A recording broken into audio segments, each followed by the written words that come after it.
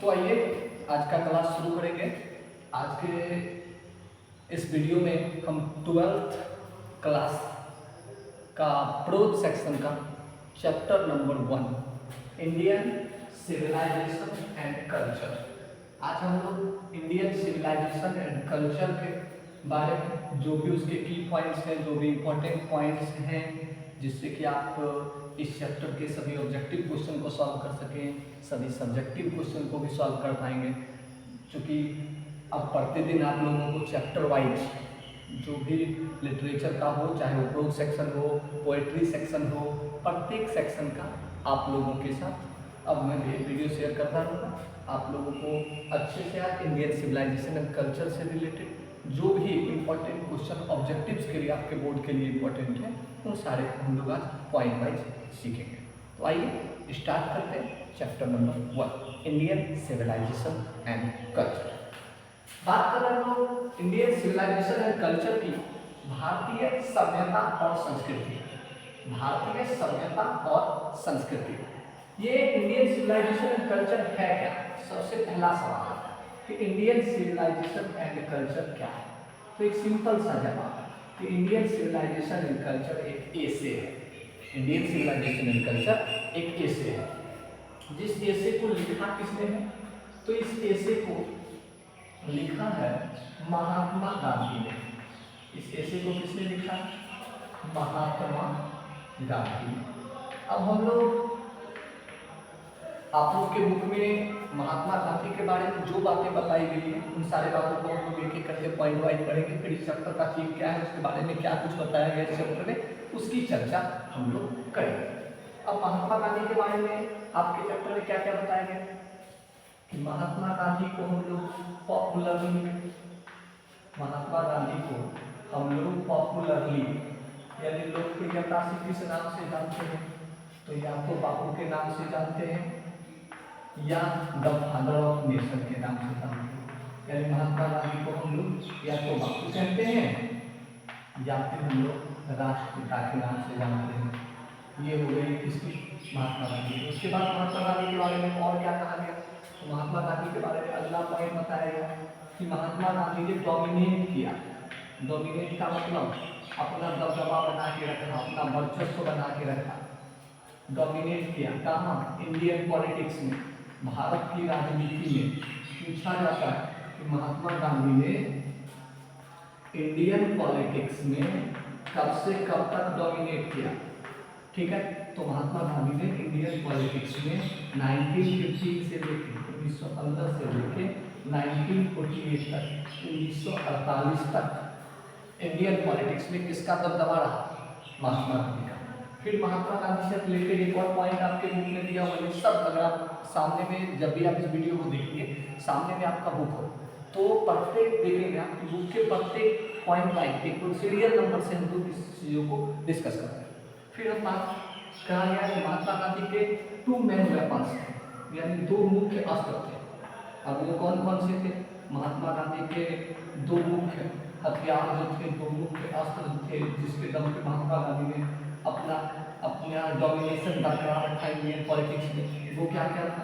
तो याद रखिएगा, एक था ट्रूथ यानी सत्य, दूसरा था नॉन वायलेंस यानी अहिंसा।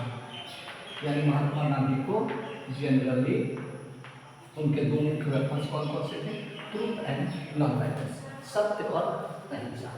अब और महात्मा गांधी के बारे में क्या दिया हुआ है? तो महात्मा गांधी ने कुछ आर्टिकल्स लिखे, कुछ लेख लिखे। किस चीज के, किसके लिए? एक पत्रिका आती थी यंग इंडिया, तो महात्मा गांधी ने कुछ लेख लिखे किसके लिए? यंग इंडिया के लिए। ओके, सवाल आता है क्या आपके इस चैप्टर में गांधी जी के बारे में कुछ और बातें की गई हैं? तो जी हाँ, एक चर्चा हम लोग करते हैं थोड़ा सा। महात्मा गांधी की एक ऑटोबायोग्राफी थी। महात्मा गांधी की क्या थी? ऑटोबायोग्राफी। अब सवाल आता है कि ऑटोबायोग्राफी करते किसको है, पहले ये जान लेते हैं। ठीक है, एक और वर्ड है बायोग्राफी। अब इस दोनों को पहले थोड़ा समझते हैं, ऑटोबायोग्राफी और बायोग्राफी, इस दोनों को हम लोग पॉइंट वाइज थोड़ा समझेंगे। बायोग्राफी का हिंदी होता है जीवनी, और ऑटोबायोग्राफी का हिंदी होता है आत्मकथा। सवाल आता है कि बायोग्राफी क्या होता है, ऑटोबायोग्राफी क्या होता है। तो जब हम किसी के लाइफ स्टोरी को कोई दूसरा पर्सन, यानी मेरे लाइफ स्टोरी को अगर कोई सेकंड थर्ड पर्सन लिख रहा हो, दूसरा कोई व्यक्ति लिख रहा हो मेरे लाइफ के बारे में, तो वो मेरी क्या होगी, बायोग्राफी होगी। जैसे आपने एक मूवी देखा होगा MS Dhoni the untold story, वो धोनी के लाइफ पे मूवी थी, बट उसके लिखने वाले में धोनी नहीं थे। दैट मीन्स उनके जीवन के बारे में किसी और ने लिखा, तो वो महेंद्र सिंह धोनी की क्या थी, बायोग्राफी थी। तो बायोग्राफी समझ आ गया। अब चर्चा किसकी होती है, ऑटोबायोग्राफी की। तो जब कोई व्यक्ति अपने लाइफ स्टोरी को खुद से लिखता है तो वो कहा जाता है ऑटोबायोग्राफी। हिंदी में भी नाम से पता चलता है आत्मकथा, यानी आप खुद की कथा। तो महात्मा अच्छा से आपको बायोग्राफी और ऑटोबायोग्राफी में समझ आ गया होगा। खुद से लिखिए अपने जीवन के बारे में तो ऑटोबायोग्राफी, कोई थर्ड पर्सन आपके बारे में लिखे तो बायोग्राफी। ओके, तो अब हम लोग इसको आगे करते हैं। महात्मा गांधी ने अपनी ऑटोबायोग्राफी लिखी जिसका नाम था माई एक्सपेरिमेंट्स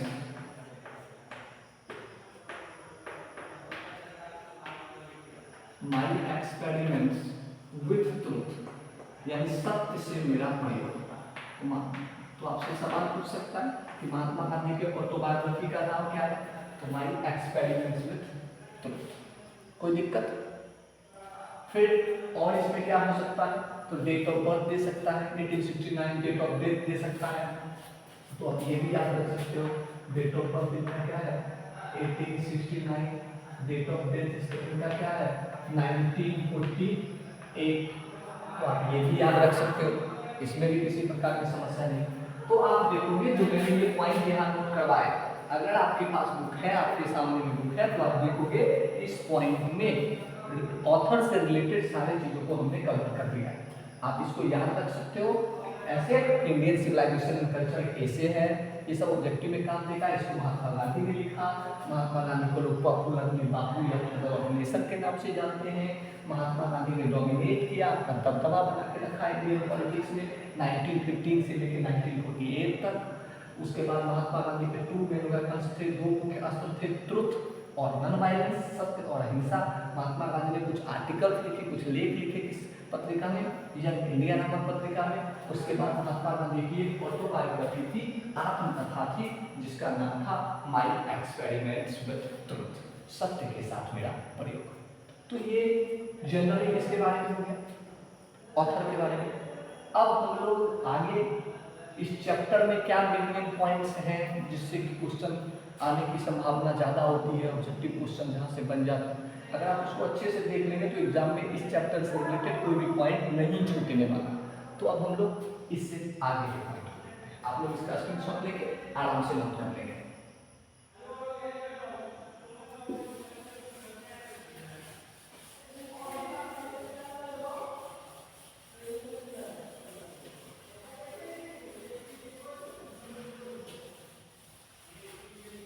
अब इस चैप्टर से रिलेटेड हम लोग पढ़ने वाले हैं कुछ और इम्पोर्टेंट पॉइंट्स। सबसे पहले जब आप इसके फर्स्ट पैराग्राफ की चर्चा करेंगे तो कुछ सिविलाइजेशन की चर्चा है। इजिप्ट का सभ्यता है, फ्रांस की सभ्यता है, रूस की सभ्यता है, जापान की सभ्यता है, चाइना की सभ्यता है, इंडिया की सभ्यता है। तो फर्स्ट पैराग्राफ में बताया गया कि बहुत सारी सभ्यताएँ पहले थी लेकिन अब वो सभ्यताएँ नहीं रही, यानी बहुत सारी सभ्यताएँ आई और चली गई, लेकिन हमारी सभ्यता दैट मीन्स इंडियन सिविलाइजेशन अभी भी क्या है, बरकरार है। तो बहुत सारी सभ्यताओं की चर्चा की गई है, उस सभ्यताओं के बारे में बताया गया कि कौन कौन सी सभ्यता आई, कौन कौन सी सभ्यता चली गई। जैसे हमने बताया रूस की सभ्यता, फ्रांस की सभ्यता, इजिप्ट की सभ्यता, इटली की सभ्यता। तो ये सारे पॉइंट्स, ये सारी सभ्यताओं के बारे में चर्चा किया गया कि ये सारी सभ्यताएँ, इसका भी अपना एक इतिहास था, लेकिन धीरे धीरे ये सभ्यताएँ क्या होती चली गई, समाप्त होती चली गई, और हमारी सभ्यता अभी भी क्या है, बरकरार है। जब आप इसकी सभ्यता को देखेंगे तो अब कुछ पॉइंट्स पे चर्चा करने हैं। सबसे इम्पोर्टेंट कुछ पॉइंट्स है जिसके बारे में हम लोग थोड़ा थोड़ा शॉर्ट वे में ही सही, बट उसको डिस्कस करेंगे। सबसे पहले मान लीजिए एक पॉइंट के बारे में बात करते हैं, माइंड के बारे में। गांधी जी कहते हैं माइंड के बारे में कि माइंड इज अ रेस्टलेस, यानी गांधी जी कहते हैं कि माइंड जो है ना वो एक रेस्टलेस वर्ड के समान है। रेस्टलेस का मतलब होता है बेचैन, और वर्ड का मतलब तो पता ही है पक्षी, यानी उन्होंने कहा माइंड जो होता है वो एक रेस्टलेस वर्ड के समान होता है, एक बेचैन पक्षी के समान होता है। अब क्यों होता है, इसके पीछे का लॉजिक क्या है? तो इसके पीछे का लॉजिक है कि द मोर वी गेट, जितना ज़्यादा हमको मिलता है, मनुष्य को क्या है कि जितना ज़्यादा हम पाते हैं, द मोर वी वांट, उतना ज़्यादा हम चाहते हैं, लेकिन कभी भी हमारी इच्छाएं समाप्त होती नहीं। जितना ज़्यादा हमको मिलते जाता है उतनी ज़्यादा हमारी इच्छाएं क्या करती रहती है, चलती रहती है, बढ़ती रहती है। इसका मतलब कि माइंड जो है वो क्या है, एक रेस्टलेस बर्ड के समान है। माइंड एक बेचैन पक्षी के समान है जो हमेशा कुछ ना कुछ क्या करते रहते हैं, सोचते रहते हैं।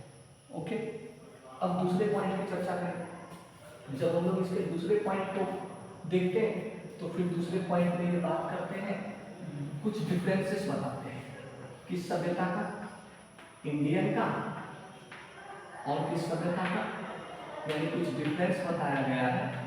एक तो भारत की सभ्यता का और दूसरा वेस्टर्न सिविलाइजेशन, यानी पश्चिमी सभ्यता, जिसको आप मॉडर्न सिविलाइजेशन भी कह सकते हो, वेस्टर्न सिविलाइजेशन। ओके, थोड़ी इसकी चर्चा की गई। बताया गया पहला कि इंडियन सिविलाइजेशन का क्या है, ए मैग्निफिकेंट पास्ट ग्लोरी, एक अपना इतिहास है, चमत्कारी, मैग्निफिकेंट पास्ट ग्लोरी है, यानी इसका अपना बीता हुआ एक इतिहास है, बहुत चमत्कारी इतिहास है। ओके, इसमें क्या है आपको याद रखना कि नो पास्ट ग्लोरी, इसका कोई इतिहास नहीं है पास्ट का, इसकी कोई खास भव्यता नहीं बची हुई है, ये पहला पॉइंट। दूसरा पॉइंट, ये एलिवेट करती है, इसका सब्जेक्टिव क्वेश्चन बनेगा। एलिवेट का मतलब प्रकाशित करना, इंडियन सिविलाइजेशन एलिवेट करती है क्या, तो मोरालिटी को, नैतिकता को प्रकाशित करती है, ठीक है। जबकि वेस्टर्न सिविलाइजेशन किस चीज को प्रोपेगेट करती है, किस चीज को फैलाती है, वेस्टर्न सिविलाइजेशन फैलाती किसको है, तो याद रखना है इमोरलिटी को और नैतिकता को, और नैतिकता को फैलाती है। तीसरा पॉइंट जो आप इसके डिफरेंस में देख सकते हो वो है कि मॉडर्न इंडियन सिविलाइजेशन बिलीव करती है भगवान में,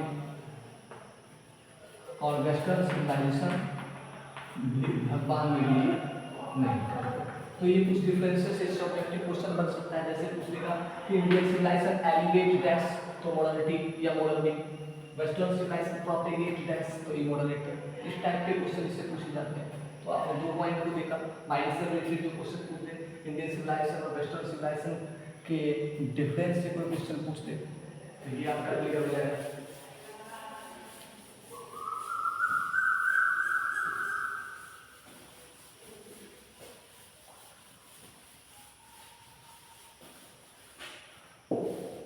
आगे बात करते हैं।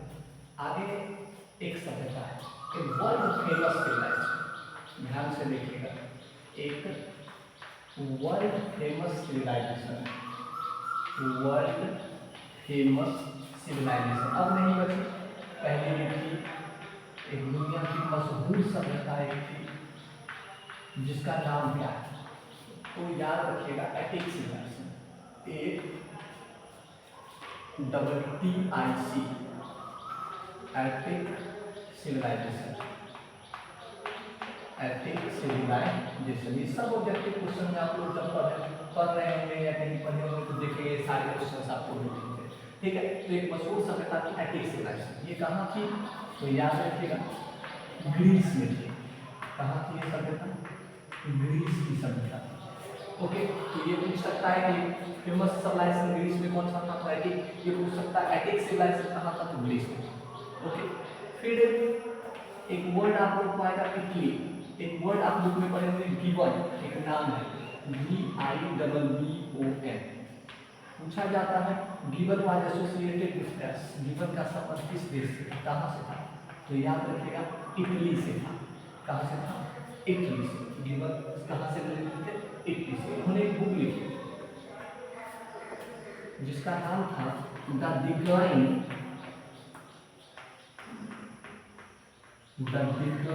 और फॉल ऑफ रोमन एम्पायर। इनकी जो बुक थी उसका नाम था the decline and fall of Roman Empire, यानी रोमन साम्राज्य का पतन। तो पूछा जाएगा किसने लिखा है किताब द डिक्लाइन और फॉल ऑफ रोमन एम्पायर? तो अल्फ्रेड गिबन ने लिखा, जो कहाँ के थे? इटली के थे। फिर चूंकि गांधी जी कहाँ के थे? गुजरात के थे, तो गुजराती इक्विवेलेंट, ये बहुत इंपॉर्टेंट क्वेश्चन है, बहुत साल पूछा है। गुजराती इक्विवेलेंट फॉर सिविलाइजेशन, यानी गुजराती भाषा में सिविलाइजेशन का अर्थ क्या होता है? गुजराती भाषा में सिविलाइजेशन का अर्थ क्या होता है? तो याद रखिएगा, गुजराती भाषा में सिविलाइजेशन का अर्थ होता है गुड कंडक्ट। क्या होता है? Good conduct. ये बहुत इंपॉर्टेंट है, ये सब ऑब्जेक्टिव के लिए बहुत इंपॉर्टेंट सवाल, ठीक है। तो गुजराती भाषा में सिविलाइजेशन का मतलब होता है गुड कंडक्ट। एक और वर्ड आता है PHARAOHS, फरोज। पूछा जाता है ये कौन थे? तो याद रखिएगा रूलर्स ऑफ या एम्परर ऑफ इजिप्ट। इजिप्ट के शासक को कहा जाता है एम्परर ऑफ इजिप्ट। इजिप्ट के शासक को ही क्या कहा जाता था? फरोज, PHARAOHS, ठीक है। उसके बाद जब आप और इस चैप्टर को पढ़ते हो तो इसमें सिविलाइजेशन के बारे में बहुत सारे डिफरेंसेस को बताया गया है। बताया गया है कि हमारे एंसेस्टर जो थे ना, आवर एंसेस्टर्स, ध्यान रखिएगा, एंसेस्टर का मतलब होता है पूर्वज, ओके। तो हमारे जो पूर्वज थे वो हमें क्या करते थे? डिसुएडेड, यानी हमें रोकते थे। किस किस चीज़ से? पूछा जा सकता है कि हमारे एंसेस्टर हमें किस चीज़ से दूर रहने की सलाह देते थे? तो याद रखिएगा, हमारे एंसेस्टर में दो चीज़ से दूर रहने की सलाह देते थे, एक तो लग्जरियस से और दूसरा प्लीजर से। वो कहते थे हमें दो चीज़ों से बिल्कुल क्या रहना चाहिए? बच के रहना चाहिए। लग्जरी वाली दूसरी सामानों से, जो भोग विलास वाली वस्तुएं हैं उनसे, और जो आरामदायक वस्तु है उससे हमें क्या रहना चाहिए? बच के रहना चाहिए। उन्होंने कहा कि हमें वो काम करने चाहिए जिसमें हम अपने हैंड्स एंड फीट्स, हाथ और पैर का क्या कर सकें?